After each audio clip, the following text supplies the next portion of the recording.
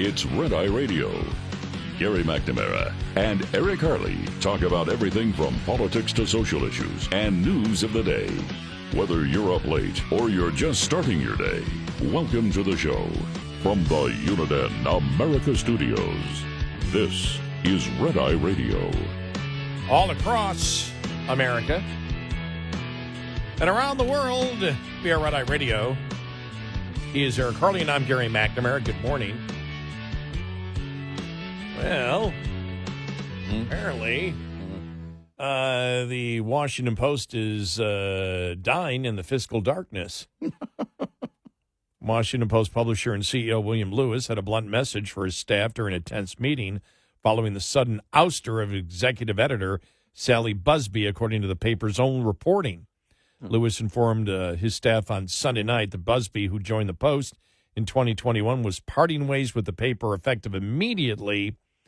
He announced her temporary replacement would be former Wall Street Journal editor-in-chief Matt Murray, who was expected to hold the position through the 2024 election cycle, and that the paper was being restructured into 3 newsrooms in hopes of turning things around. The Washington Post reported Monday that Busby was uncomfortable with the structure and did not believe she could be effective in the role offered to her in a new division of the company. She was also reportedly had urged Lewis to hold off implementing such changes until after the election, which Lewis refused. The dramatic changes left the newsroom reeling, according to the Post.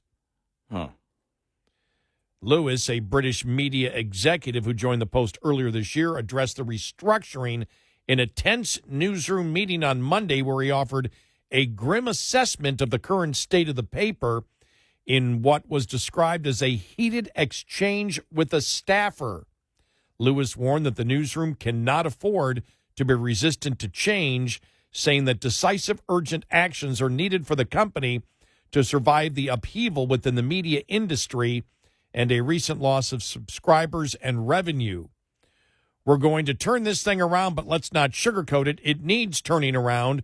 We are losing large amounts of money. Your audience has been cut in half in recent years. People are not reading your stuff. Right. I can't sugarcoat it anymore. Another staffer accused Lewis of choosing 2 of his buddies to run the Post, referring to Murray, who worked alongside Lewis at the Journal, and Robert Winnett, a former colleague of Lewis's stint at the Daily Telegraph. The most cynical interpretation sort of feels like you choose 2 of your buddies to come in and help run the Post, the staffer said, and now we have 4 white men running the newsrooms. Oh, well, okay. There's your problem. All right. As Lewis alluded to, the Washington Post has had a rough few years, especially financially. The Jeff Bezos-owned paper lost more than $70 million in 2023 and lost 50% of its audience in the same period. But what is the exact change going to be? I hate reading an article where, okay, here we go. Lewis's restructuring plan will involve dividing the paper staff into 3 newsrooms: the core, which is essentially its reporting team, opinion and social, reporting team, opinion, and service social, meant to focus on audience building by creating 3 strong journalism functions: core, service, social, and opinions. We are taking a definitive step away from the one-size-fits-all approach. I still don't know what the hell they're talking about. Moving towards meeting our audiences where they are, he said in a statement. What? What does any of that mean? I don't know, but that's... Is there more? Meeting the audience where they are. Delusional land? I don't know. It's like, I don't know. they said we need more diversity. We now have 4 white men running 3 newsrooms. I believe what is missing, what they should do, they should have the core, whatever that means. That could be what they are. Yeah. They could have the pro-Hamas, pro-terrorist. Well. I mean, if they're looking for more the new diversity. And then the social and opinions could be run by the most whacked out far left transgender activist out there. Yeah. You know, by the way, you have a problem when you promote what was in the meeting and you report it, yet no one has any idea what you're actually going to do. We're going to split it into 3 instead of 1. Oh, 3 times the same crap? 3 what? Yeah, what 3? Okay, the third newsroom would lean into video storytelling. That would be the social and opinions. They would use AI and have different subscriber models.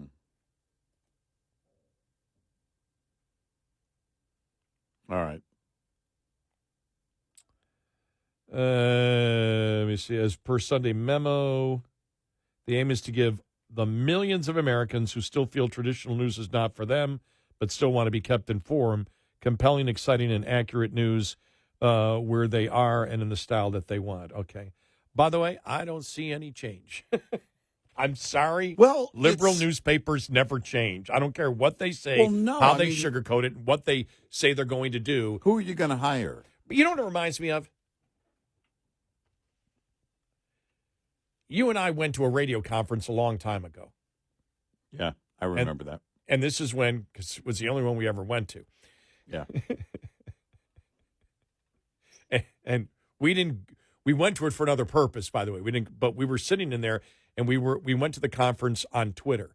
We heard there was going to be free cookies. Yeah, but this was all radio people talking about Twitter. You need to get on Twitter. You need to get on Twitter. You need to get on Twitter. Twitter this, and look at this. Here's what we did here. And they gave an example of somebody. Here's what we did. We took this from our radio show, and we put it on Twitter. Yeah. And the bit was complete crap. And you and I just looked at each other and go, what does it matter if you have another section, which is, would be social media. Right. And this goes back right at the beginning of Twitter. Right. If what you're promoting is crap, if you're doing a crappy radio show and you put what you're doing, the crappy radio show, on another media, they'd look at it at that time, social platform, whatever, and it's still crap, it's still crap. Crap is crap. Yeah. So saying you're going to divide the crap in 3, does it really mean anything? Well, and what are you promoting? It doesn't matter how you promote it. Ultimately, you need to lead your audience to something that's good. What? Right, exactly. What a novel concept. It's you can the tools to promote have changed, but the idea is the same over the years, and that's to get humans involved. And that was kind of our question. It was like, okay, yeah, but what is this doing for the radio part? Yeah. If you're just multiplying garbage, it's still garbage. Right. Yeah. If it's not good, it's not good. Right. And so you and I were just like, what? I mean, you use all these things. Mm-hmm. And now we're going back to the very beginning. This goes back to the very beginning, probably, of Twitter, isn't it? It was fairly early. It was 10 years ago, 11, something like that. Yeah, somewhere in there. Yeah, but I always remember that. It was just like, well, but if it's not good, who cares if you have another platform? If it stinks. And so that's the first thing I thought of was this here. Well, we're going to split it into 3 journalism functions. Well, if it's still crap, we're going to take our crap texting or our crap text and put it onto video, and then you'll like it more. Well, the thing is that, all right, they're not, the hard copy thing is over. There are some holdouts, but honestly, it's over. Let it go. And so then you get into all right, how do people get their news and opinion? Well, the thing is, the Post built what they are. if you're going to change it, are you going to call it something different?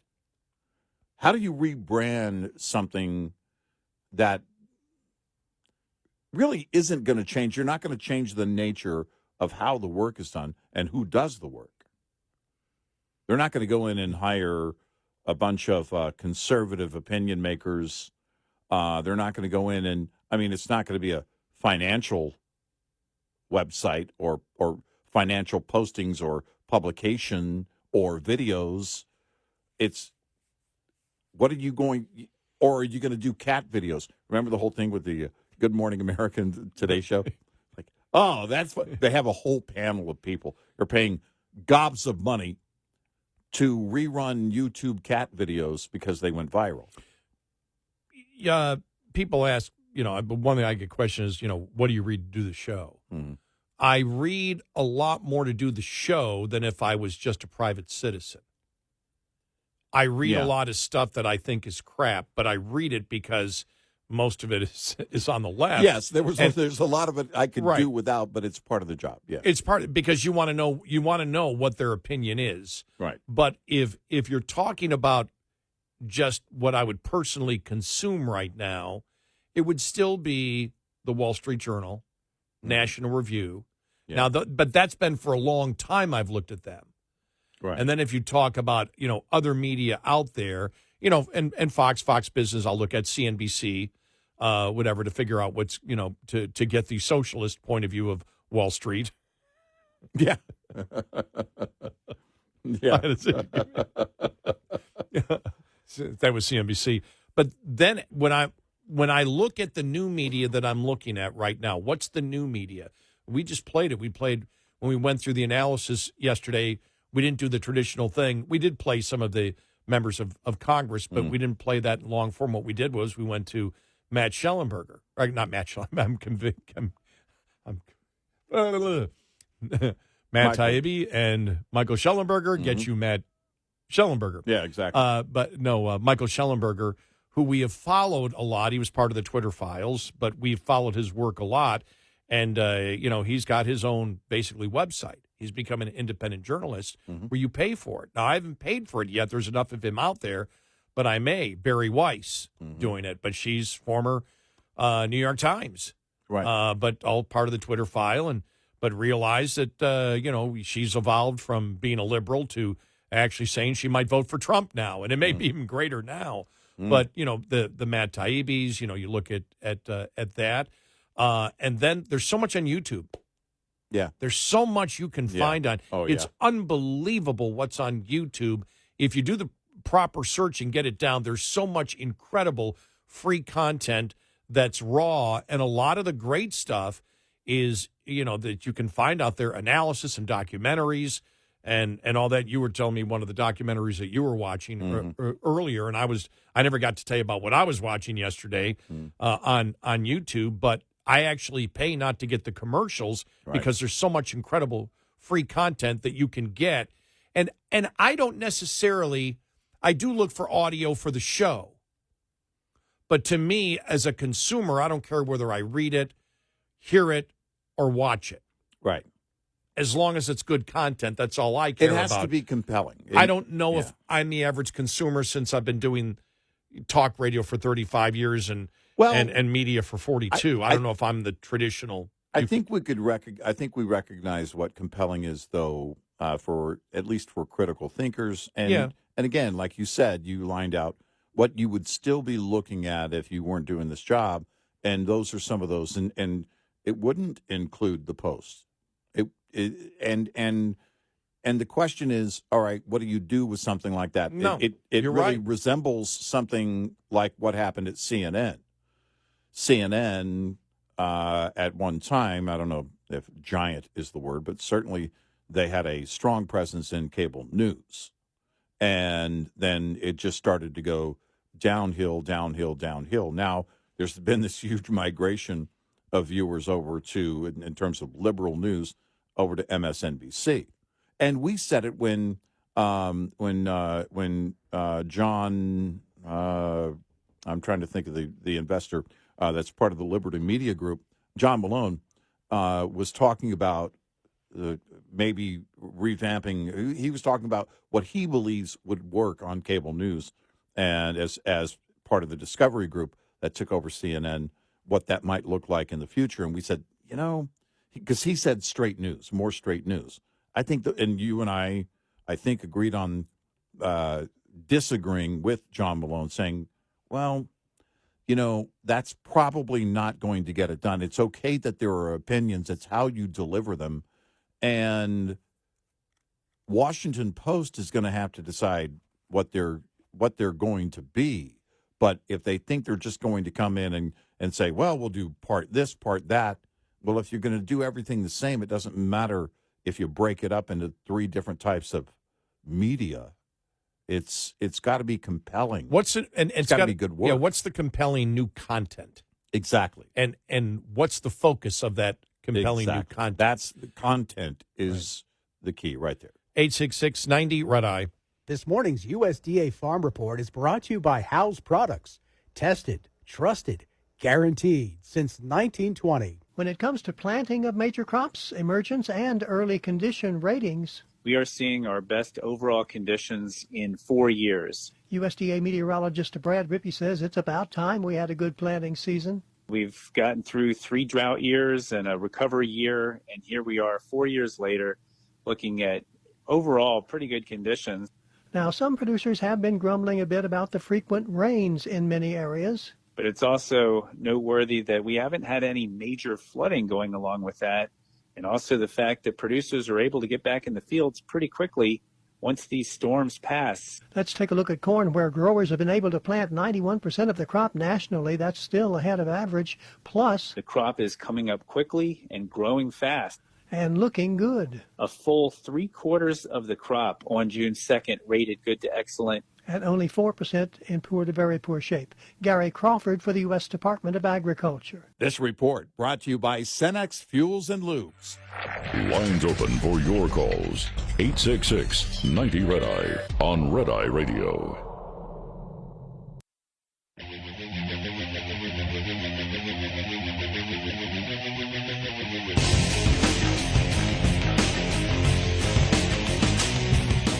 It's Red Eye Radio. He's Eric Harley, and I'm Gary McNamara. When we talk about the Washington Post, just media in general, something has happened over the last couple of years. I mean, we knew it was going to happen.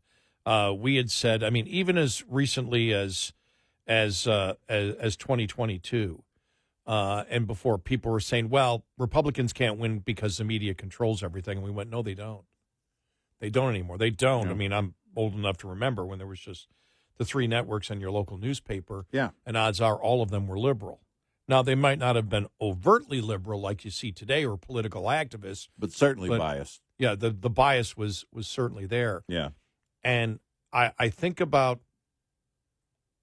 just the other day I didn't know what to expect, and you and I hit the polls earlier that seemed to be leaning that Trump may be gaining a little bit out of everything happening. Mm-hmm. This wouldn't have happened 30 years ago.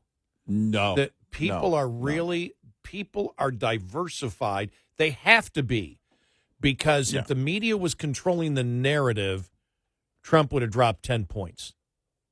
Yeah, you're right. If the mainstream media was controlling the narrative, Trump would have dropped 10 points. People are getting their news, I believe, on the internet. Where precisely and what they're watching, so the liberal mainstream media doesn't have the impact, I don't know right now. By the way, we don't need Glenn Kessler at the Washington Post to do our fact-checking for us anymore. If we want to find something, we can find it. It's not that every source is accurate or true, but we know how to find the truth eventually, and if we're curious enough, we do. Mm-hmm. Yeah.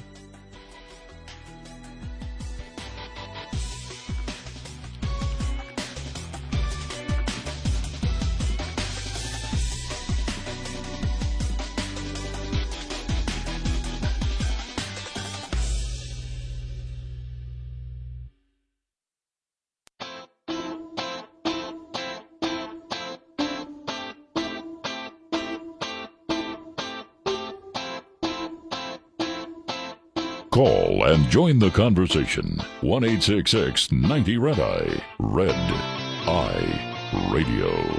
And he is Eric Harley. I'm Gary McNamara. Good morning. Thank you for being here. Download our Red Eye Radio app today and listen when and where you want. In case you can't listen live overnight to one of our great radio stations, and thanks to all of the great radio stations around the country, the hundreds upon hundreds, the millions, the billions of radio stations. Nope. You can stop at hundreds, but it's yeah. Hey, our trillions of listeners know that we don't have billions of radio stations. why can't I lie without getting called out? Why not? It's just Everybody else slight does. hyperbole. it's just hyperbole. It's called a lie. It's It's hyperbole. I just misplaced a few zeros. Come on. So, just getting back to the discussion, Mm-hmm. I sense, and we'll see generally where the polls go over the next couple of weeks. But I sense there has been a change over the last couple of years, and we're seeing the impact of it right now. My instinct, because of being so damn old, Yeah. my instinct and covering the news for such a long time, even though my head has been telling me for the last couple of years, number one, I remember in 2018, the day after the election, and I said, Democrats have to change. They cannot continue on this path of insanity. Oh, my God, they were mild back in 2018. That was 5 years ago. Yeah, right. 6 years ago, almost. Mm-hmm. 5.5 years ago. I mean, they were mild, and they were crazy. And they haven't changed. They've doubled down and doubled down and doubled down and doubled down. At the same time, I forgot when it was, how many years ago, but as recently as 2022, people were calling us up and saying Republicans can't win because the media is against them.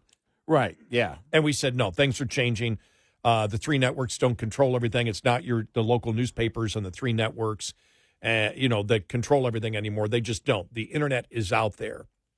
Mm-hmm. And then you've seen the changeover just the last couple of years with the Twitter files and independent media coming up. And I mean, when we talk about independent and alternative media, we're not talking about the old version. Remember the old version of alternative media, which meant, okay, we're not going to be left. We're going to be wacko left. Yeah. Remember, right, that's what it really was. Right. Well, the alternative, or we're going to delve into conspiracy theories. That became the alternative. Well, I read alternative media. Well, you think about it now, alternative media, there is a credible alternative independent media out there. And you've got it like, the Barry Weisses, the Michael Schellenbergers, the Matt Taibbi's, and others out there that are creating their own websites saying, we're independent journalists and we're going to report the facts to you. And they're young, relatively young. Yeah. Relatively young, but younger. But they make clear, because when we played Schellenberger earlier today and he went through Fauci's testimony and said, this is false here, this is false here, here's a document here, here's a document here. A lot of this stuff can get complicated, but he made it as simple as you possibly could, laying it out, saying, here's where Fauci, here's where they're playing games, word games, with the whole gain of function thing. Right. But it was extremely valuable. Yeah. You saw it, I liked it, and I went, well, if I like it and can understand it easy, then most people are smarter than me. They can figure it out. It's not that hard. Right. Because that's what you're looking for. You're not looking for BS. And I guess, is it a combination of both? Is it a combination of people becoming much more sophisticated, over the years on the internet, and a combination of the fact that the Democrats have gone absolutely insane, and they've been so insane for the longest time that they've basically turned off everybody? That even the Washington Post is having problems because even liberals can't stand it anymore. Well, the thing is when you have built something and an entire set of narratives on these things that aren't real, it just becomes harder and harder to listen to. I have to think that it's hard to listen to even if you're a liberal. You know what I mean? You're tuning in and you're listening to it, and it's over and over and over, and it's like, oh, come on, this is the old game all over again. And I think what changes that is social media and the way we communicate now. Because back then, remember, it was like waiting around, local news, and then boom, network news. We're going to wait until the evening, and then the evening paper. And if you lived in a bigger town, evening and morning paper. And then, whoa, Sunday paper, everybody slow down. We're going to take the time to read this massive Sunday paper. But there was no discussion between people except with your neighbor. There was no back and forth. There was no immediate assessment. There's an immediate assessment of everything. And what that means is, because you and I believe people are smart enough to figure things out. How far involved they get is up to them. Willful ignorance is a real thing, but I think people are very active in their mind of breaking things down. And when they hear that old, tired narrative that comes around again, it's like, okay, what else you got? We've seen this before because the sensibilities change. It's like if a stand-up comedian went out there and said, "Take my wife, please." Back in the day, it was a funny line. It was a funny line. That's no lady. That's my wife. And those things. See, it's still funny, but it's funny now because it's so old. But Dangerfield's always going to be great. Oh, always be great. And so the sensibilities change, but especially with information, real information. When people are looking to get something, even an opinion on something, they want to know why. They want to know the breakdown. And so they have to look for it. And if you're trying to spoon feed them something that's the same old, it's not going to go very well. Well, I'll give you an example. If a Supreme Court decision comes out, and you and I have always criticized the mainstream media going, they're not covering the legal points, they're covering the emotional and political points of it. They're not covering the legal points. The Dobbs decision was one. Yeah. When I went out and explained every single pro-choice woman, when I explained it to them, well, they're a bunch of fascists. I go, no, they're not. They're the opposite. In fact, and when I explained it to them, when they actually listened to me, when they sat there and listened to me, they went, oh, never thought of it that way. And it was, wait a minute, the Dobbs decision, no. What the Supreme Court said is that Supreme Court shouldn't be making the law like that. No law existed. The society has not determined when life begins in the womb. Right. If society hasn't done it yet, the legislature has to do it, not appointed bureaucrats, or excuse me, not bureaucrats, not appointed judges. Judges don't make law, they interpret law. And you're calling them fascists. They're the opposite of fascist. Everyone looked at me, every single one of them that were passionate pro-choice, and went, oh, I see what you mean now. Yeah, but it means that it's a hard question.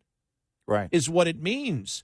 And you want an immediate answer to a hard question, as many liberals do. I want an immediate answer in my favor for a very hard question. I don't want it to go through a democracy.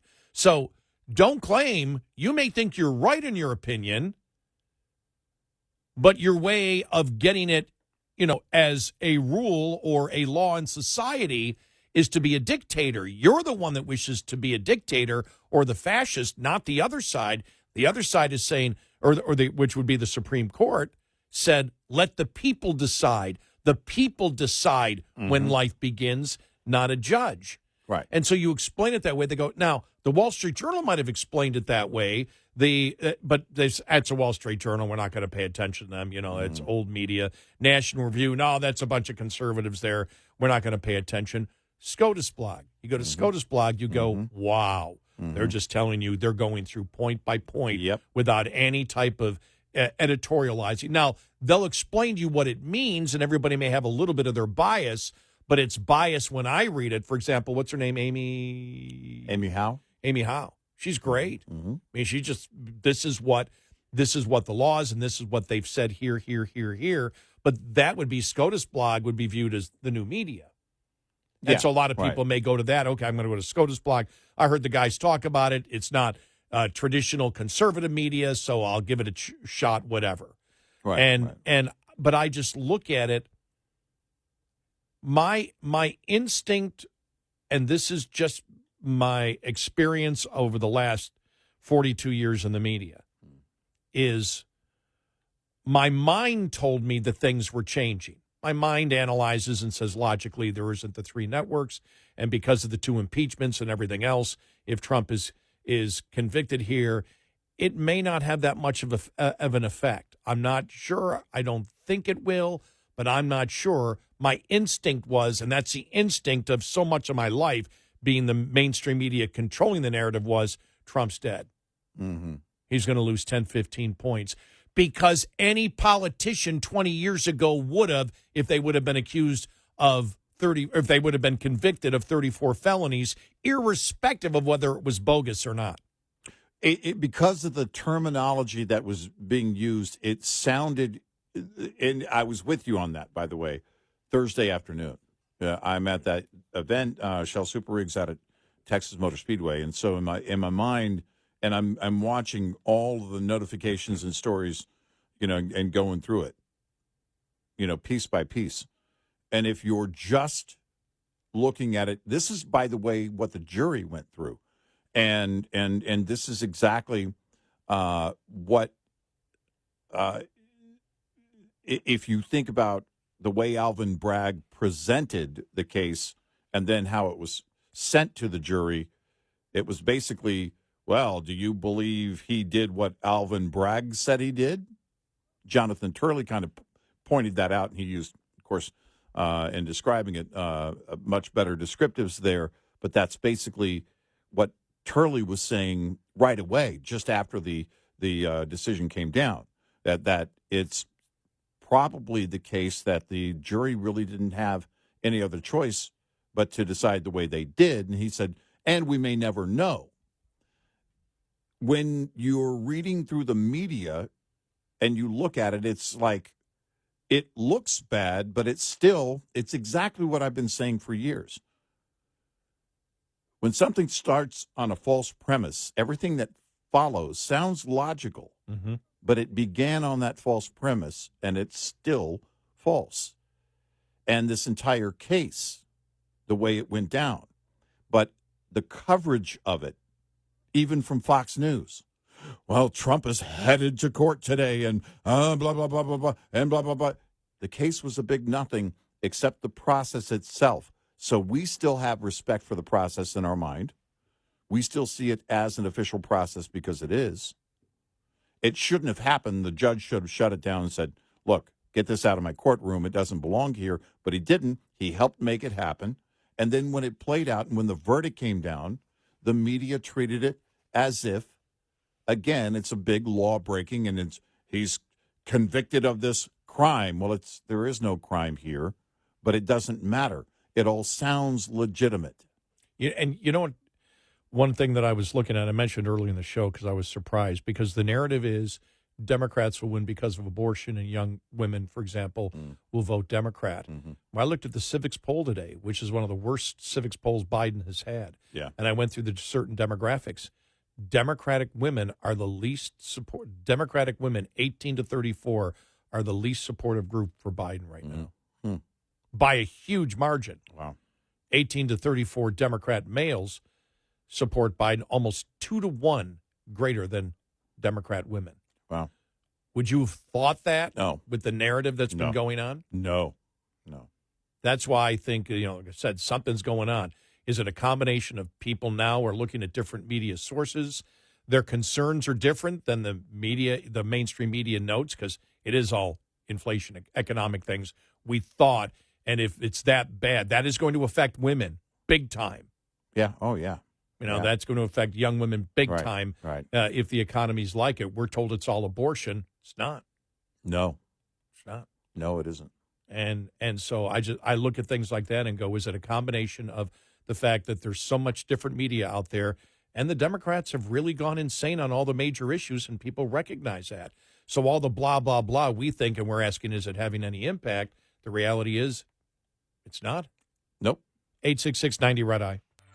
Get in touch with Red Eye Radio, toll free at 866-90-RED-EYE.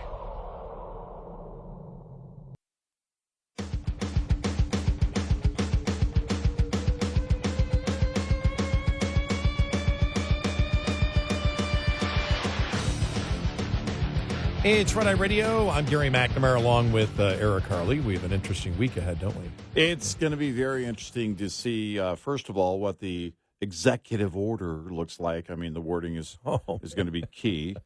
We pretty much know what the gist of it is. It's not going to really go anywhere politically. It may even go the opposite direction. This may be a boomerang for Biden in this campaign. And then the fundraising continues for Donald Trump, and I think the closer we get to the sentencing date, there's this building anticipation, and the question, would the judge, Merchan, put him behind bars? You and I think it's a possibility, a strong possibility. But, that's how does that motivate his base and the fear of that? How does that motivate his base leading up to July 11th? I mean, so much going on right now. It's crazy.